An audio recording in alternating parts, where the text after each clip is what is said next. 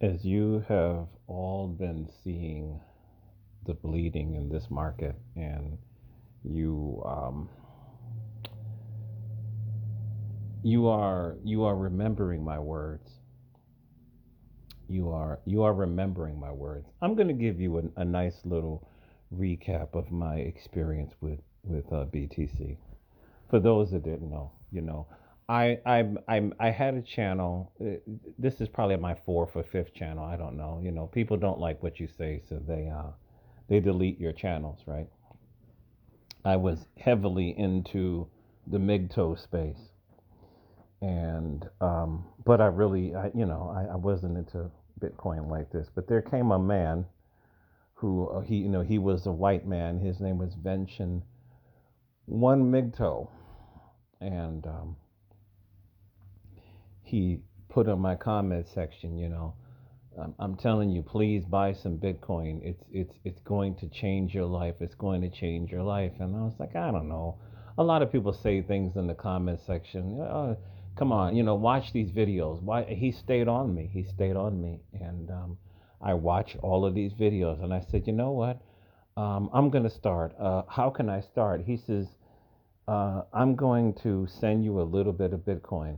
Give me your address in your phone number. We exchanged numbers.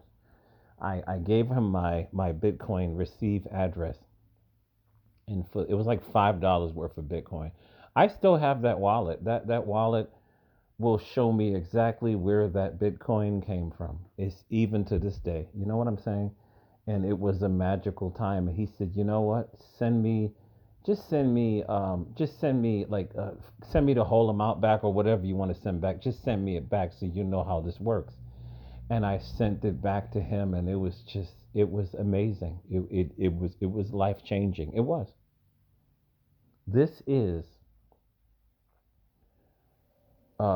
like the blockchain.com wallet says, this is a way to be your own bank. This is a way to escape out of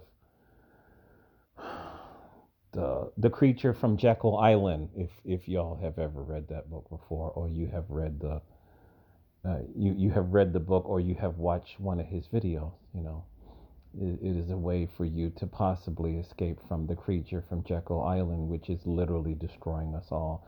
The specter of unlimited money printing, which is inflation. And inflation, which is what? It is a mechanism by they rob us all blind. It's exactly what it is. Okay? This was the greatest thing in the history of the world as far as wealth salvation, wealth preservation, and like phenomenal growth.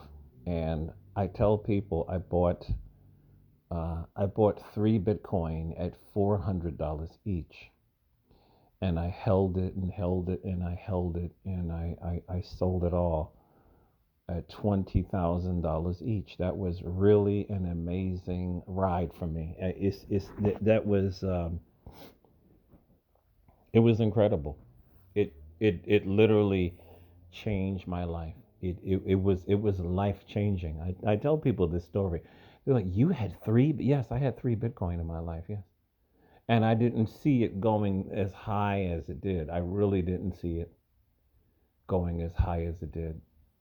If I would have known it would have hit a hundred something thousand, I would have held on to at least 1.5. But I cashed out, and I had a lot of adventures in different countries, and it was fun. It really was an exciting time in my life. But I'm here to tell you, this is not financial advice. This is what I learned along the way, and this is what I personally believe, that BTC was a basic test coin. It was a very successful basic test coin, but it's really coming to its end. I don't invest in it anymore. I don't listen to these people anymore, because the vast majority of people who listen to Michael Saylor and all these other people who are preaching BTC, what does he say all the time? It's an apex predator, number one investment in the history of the world. I believe that he's going to wind up selling it, because once it drops down to a certain amount, he's going to sell it. and it's all going to go cascading. Uh, Allegedly, he is selling. Allegedly, he has already offloaded quite a bit. I have no idea. I don't check the BTC blockchain because I don't invest in BTC. I don't believe in BTC. When you read the white paper is describing. Uh, this is what it's describing. When you read the white paper, it is 100% describing Bitcoin Satoshi vision. That's exactly what it is describing. That's exactly what it is describing. Bitcoin Satoshi vision. It is supposed to be scalable. It is supposed to be peer to peer. The high fees on the BTC network, the mere simple fact that it has a difficulty bomb inside of it, that at a certain point it's not going to be profitable for the miners to mine on it. It was supposed to be higher than its 8 megabyte block limit. It was supposed to be higher than that. It was never supposed to be a store of value. It was supposed to be, hey man, uh, I owe you $20. Okay, send me your code to my messages. You know, send me your address. I'm sorry, send me your address. You know, text me your address. Text me your BSV address. You click on it, you copy it, you go inside your BSV wallet, you send him the $20 that you owe him. He receives this. You sent it. He receives it in like 3 seconds. It's that fast. It's just as fast as XRP. It's that fast. I'm telling you. If I was to send anybody BTC, I don't have any. If I was to send you BTC, I would send it. It would take about maybe a minute. It's like it's like fax. To me, BTC is like sending a fax. It is that damn slow. And when I had to look it up recently because, my job involves me sending faxes, right? I had to look it up. If a certain address already has a bunch of faxes in the queue, this is why people are waiting. Like, why is it so long to get a confirmation? Why is it taking 15 minutes to get a confirmation? Because there's other transactions that are in the queue. This is how slow BTC is. It is that damn slow. And then the fees. It shouldn't matter what time of day. It shouldn't matter the traffic. It should never be a $20 fee to send $20. It should never be this high. It should be steadily, no matter what time of day or night. If you want to send somebody money, it should be less than pennies for you to send that money. This is why this whole notion of BTC is, I've said this years ago before I even learned about BSV. I said all these people, and some of them are nice people, I won't mention their names. They are very BTC centric and they won't let it go. I will say one, the channel money rules, right? I think that he really, really, really believes that BTC is going to be a world reserve currency. I really, really believe that he really does believe this nonsense. He really does, right? He's you know I think he has a good heart. I don't think he is a malicious person. I think that he has drank the Kool-Aid that a lot of people unfortunately have drank the Kool-Aid, and it's dropping because the whole thing is propped up by Tether. Remember uh, when Letitia James, New York City Attorney General, remember she was launching her investigation into Tether because she said Tether was the reason why Bitcoin was why BTC was pumping so hard. She discovered that. Whether you like her or not, I don't care for the woman, but she discovered that Tether was the reason behind the explosion in all of these BTC prices. Tether is a big, massive, gigantic scam. A lot of people don't know this. I won't get into it because there's just very shady and powerful people behind it. There really is. So Tether is the only reason why BTC is being propped up. BSV does not need Tether. It does not need Tether. It needs individuals to wake up and to realize that the real, true BTC starts with the number one. You need to do your own research. It is currently ridiculously cheap. It has a Terra node that is doing 1 million transactions per second. It is, what can I say? It's the real Bitcoin. It's the real Bitcoin.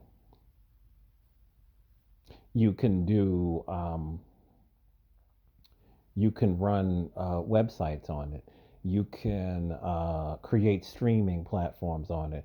You can put Netflix in it. You can put the whole of EA games inside of it, and it will run perfectly. That's exactly what it is. You cannot do this on the BTC blockchain. You can do this on the BSV blockchain. You can do this. And nobody's talking about this. Nobody's talking about it.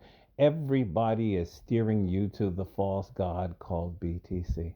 Isn't that amazing? The masses are dancing to their destruction, believing that BTC is their savior, when it literally, I mean, for me, God is my savior. But what I'm saying is, um, on the finance part of it, I believe in BSV. I believe in the long term utility of this coin, regardless of the uh, the obvious blah blah blah with Dr. Craig Wright. I believe in the utility of this technology. This is what I believe, and I also believe in the soundness and the utility, and which is what I find amazing is like, I notice that the BSV people, for some strange, well, they get it from Dr. Craig Wright. They get it from him. The BSV people,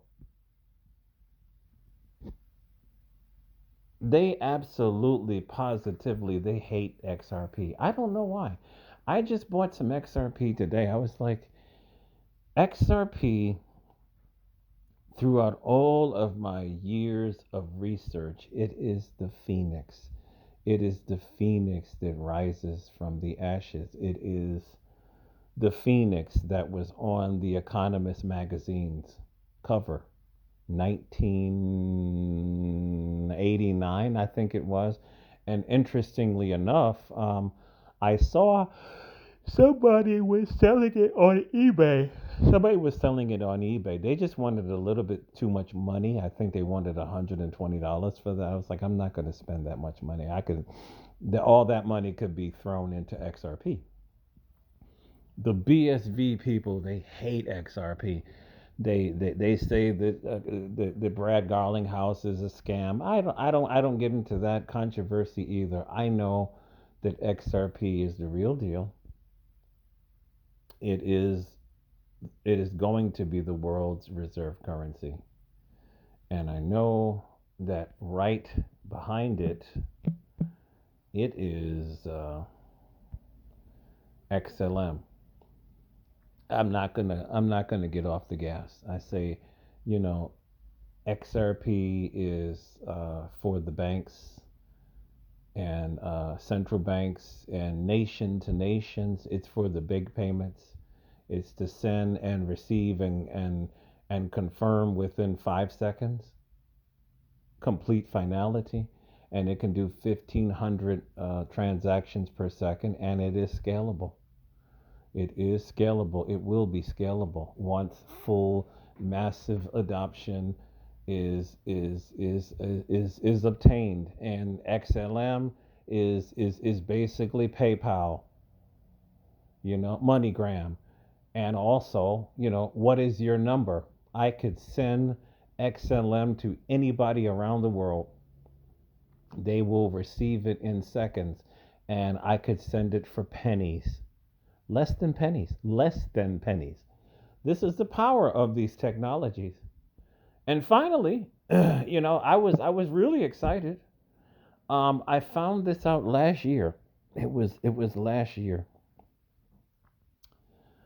I was watching a BSV video, right? I think it was from Labs. He's barely active these days, and he brought up Marshall Hayner, right? But it was also this one of these early. He's a young kid. I cannot remember his name. I think he was 18 years old at the time. He was one of the first early BTC millionaires, right? He saw it, he believed in it, he bought a whole lot of it. And what he said was that he discovered the next big thing. And I was like, what? You can find a video on YouTube. I was his name Eric something? I cannot remember this young kid's name. The video is on YouTube. He discovered the next big thing. And the next big thing was the web auth system. He talked about how this young kid talked about how they're never going to get rid of KYC. So stop thinking about all this cryptocurrency is going to be completely private, because it won't. It won't. Other than ZCash, which is pretty much like, good lord, it's really expensive. But ZCash, let me see, it's been trending like crazy.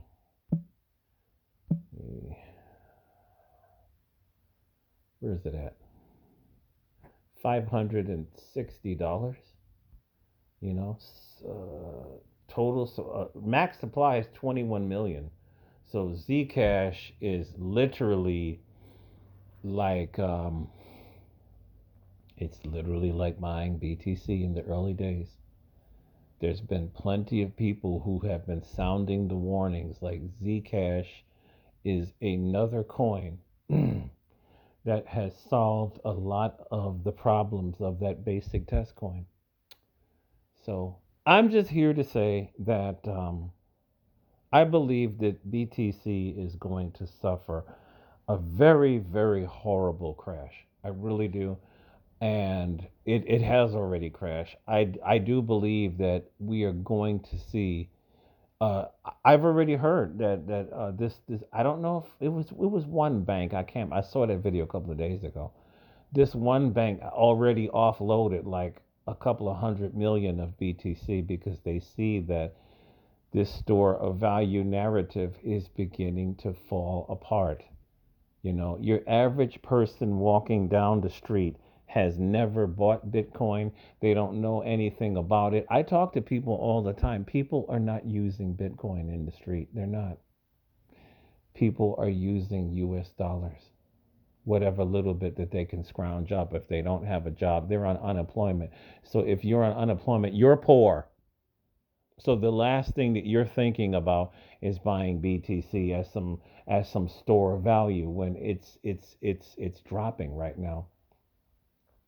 I believe that BTC is going to crash this year, maybe next year. You're going to see these uh, super rich whales getting out of it, and what you're going to see is you're going to see the smart people begin to shuffle their money into BSV. They're going to shuffle their money into XRP, XLM, XDC, and Zcash. I really, really, really like Zcash. It's a winner beef dinner. That's exactly what it is. Zcash it's expensive.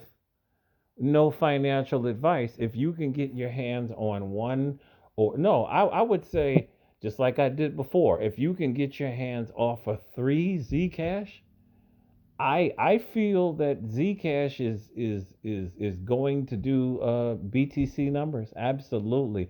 I believe that we could see a $10,000. What was it? Where was it at before? Its all-time high was $3,191. You know what I'm saying? I believe this thing could easily go to $10,000 per Zcash. Absolutely. Once the people begin to wake up, it's uh well, what have they been saying? And everybody said that they were lying. Everybody said that that guy was crazy. That older guy, he said Bitcoin is going to zero. Bitcoin is a scam, and that if everybody knew who the creator of Bitcoin was, they would leave it alone. Oh my God! I think I've heard the rumor that the guy that was supposedly dead in his jail cell, he was the one that funded the creation of BTC.